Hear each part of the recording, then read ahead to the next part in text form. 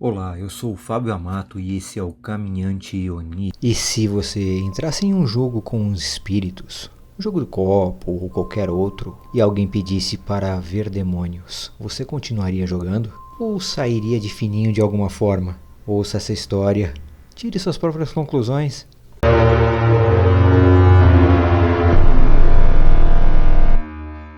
Você gosta de história de terror, né?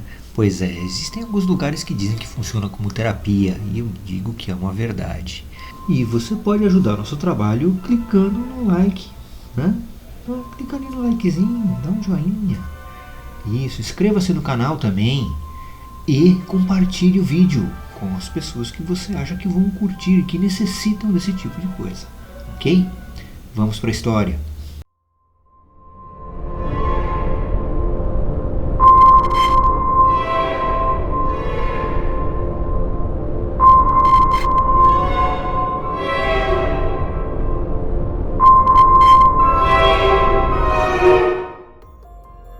Oi pessoal, eu sou o Leonardo e alguns amigos de infância e eu sempre gostamos muito de falar sobre coisas sobrenaturais. Isso até hoje. Gostávamos de filmes de terror, olha, principalmente zumbis, que é o que está na moda, né?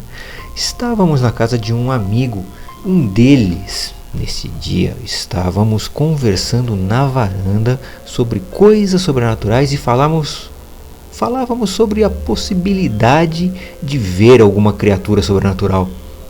Então começamos a falar sobre rituais. Na época havia um ritual que estava muito famoso. Sabe aquele do Charlie Charlie? Então, eu, o Diogo, topamos em fazer esse ritual, com uma condição de que pediríamos para ver alguma coisa sobrenatural, coisa que Diogo colocou, bem incrédulo na verdade. E havia inventado isso na hora.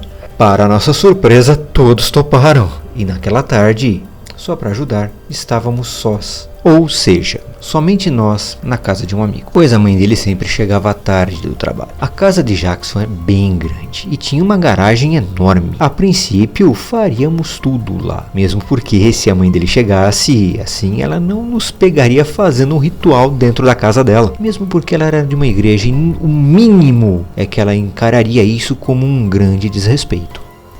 A sorte é que morávamos todos na mesma rua, então, como Jackson tinha a maior casa, que ficava livre do ataque das mães, ficamos por lá mesmo. Digo ataque das mães, aquela mãe que vive chamando de 15 em 15 minutos para saber se quer um bolo, um chocolate, um chá ou algo parecido. Lá não só não teríamos esse problema, como tudo terminaria bem antes dela chegar. O crime perfeito.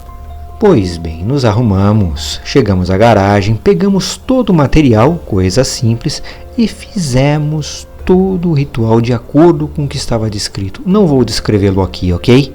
E começamos a chamar o tal Charlie Charlie, aquele espírito. Para a surpresa de todos, aquele negócio começou a girar realmente, sem ninguém ficar com a mãozinha perto, sabe? E dava as respostas. Não sei se eram respostas realmente, mas muita coisa batia. Cada um teve a sua chance de brincar, até chegar a vez de Diogo, óbvio. A sua única pergunta, na verdade, quase afirmação foi: podem se apresentar? Vocês podem se mostrar, nos deixar ver vocês? O único detalhe é que agora estávamos perto, nós nos aproximamos, estávamos bem ao redor do material e uma das canetas simplesmente voou do caderno. Rapidamente olhamos para Diogo, já pensando que era uma brincadeira do mesmo, até que uma das velas que estava em cima da mesa se apagou e a outra também. Não tínhamos como reacender, então fomos direto até o interruptor da luz e, por incrível que pareça, ela não acendia. Sabe, já estava começando a ficar tarde, já estava começando a ficar escuro, então tínhamos que ter um pouquinho de luz. A grande verdade é que, com tudo isso e com a escuridão, o clima estava ficando um pouco macabro, então nós decidimos parar por aí.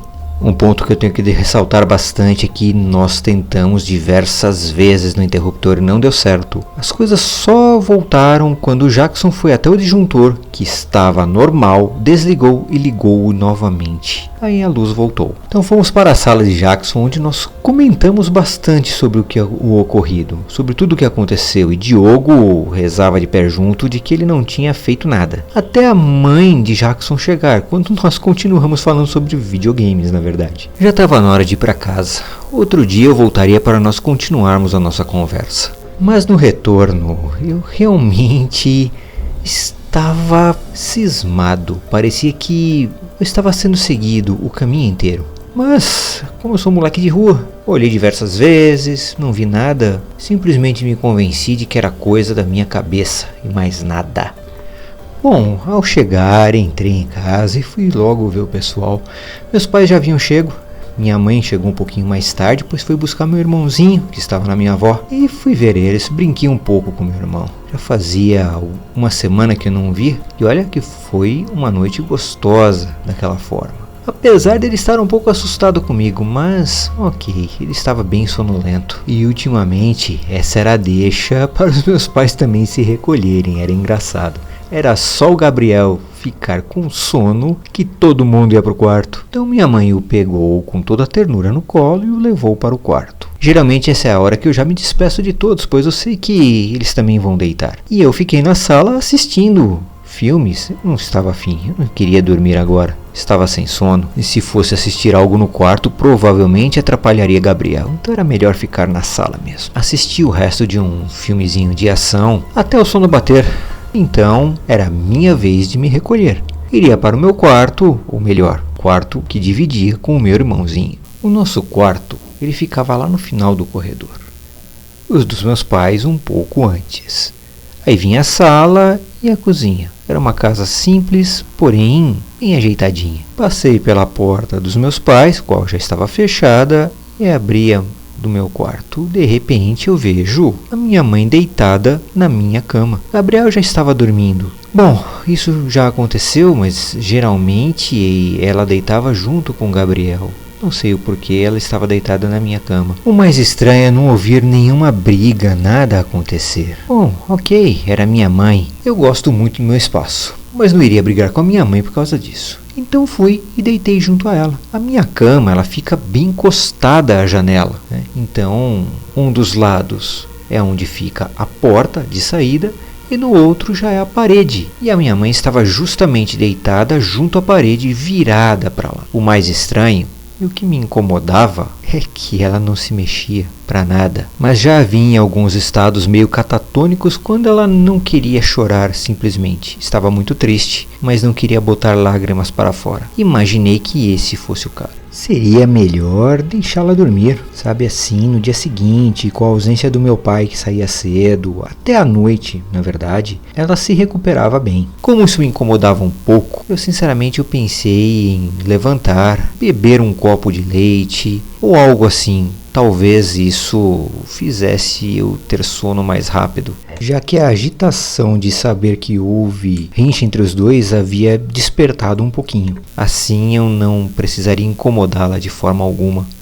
Olha que eu já ia preparar o meu leitinho com açúcar, receitinha caseira para fazer dormir. Não sei se dá certo, tá, gente? Mas foi como eu aprendi. Eu acho que retornando ao quarto eu até conseguiria dormir se eu não tivesse ouvido na cozinha um barulho que vinha do quintal, do nosso corredor lateral. Dei uma olhadinha pela janela e lá eu vi alguém tentando realmente entrar na casa. Eu sinceramente pensei, cadê meu celular? Eu tava louco para chamar a polícia quando eu afirmei um pouco os olhos. Olha, aquele ladrão, ou seja lá o que for, ele estava corcunda, estava andando dobrado e já estava do meu tamanho. Qual era o tamanho daquela criatura? Fora que quando ele passou em frente à janela da cozinha, ele fazia uns rosnados, uns fungados. Infelizmente o meu celular estava no meu quarto. Comecei a retornar ao meu quarto pelo corredor escuro da casa. Um corredor que parecia não ter fim, por incrível que pareça. Eu praticamente não sabia nem mais onde estava o interruptor. Estava um pouco preocupado. Passei em frente ao quarto dos meus pais e vi a luz acesa.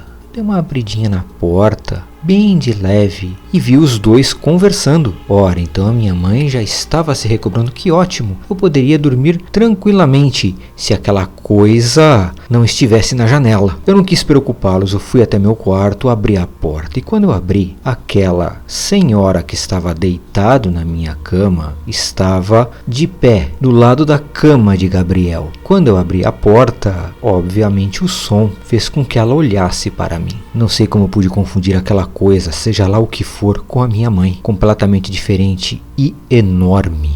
Ela era magra, esbranquiçada e alta. Olhou para mim, depois olhou para a janela. Foi correndo para a janela de uma forma completamente desengonçada. Botou a mão nos vidros da janela. Enquanto isso, a outra criatura também estava lá e também botou a mão. Os dois deram um berro tão estridente. Eu passei por eles, peguei Gabriel e comecei a sair do quarto. Eu ouvi o barulho da janela se abrindo. E realmente, as criaturas abriram a janela e começaram a olhar para mim. De repente, eu senti uma mão no meu ombro. Pulei de susto, mas quando eu vi, era minha mãe me encarando, com Gabriel no colo. Sabe quando você está embriagado e você respira?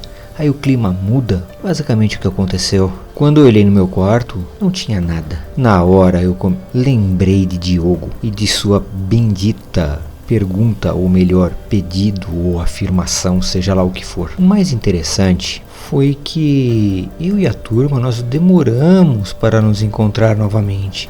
Demoramos pelo menos algumas semanas. E depois que nos encontramos, cada vez que eu perguntava sobre aquele dia, eles desconversavam. A maioria não queria saber e não queria falar. Se afastavam, ficavam alguns dias bem longe. Depois eu me toquei que era melhor eu deixar pra lá. Eu tenho a impressão que eu não fui o único visitado aquela noite. Bom, gente, esse é o relato. O relato de quem sofreu algo por um pedido errado de um amigo inconsequente. Eu espero que vocês não façam esse tipo de coisa. Obrigado, caminhante. Bom, tá aí. Se você chega na sua cama e já tem alguém deitado nela, você simplesmente confia que é quem você está esperando ou você dá uma espiadinha antes? E se for algo tenebroso? Mas você pode simplesmente evitar tudo isso. É só clicar no like aí embaixo. Clica agora no like. Caso você tenha gostado do trabalho, inscreva-se no canal, compartilhe essa história com pessoas que vocês têm certeza que irão gostar. Até mais!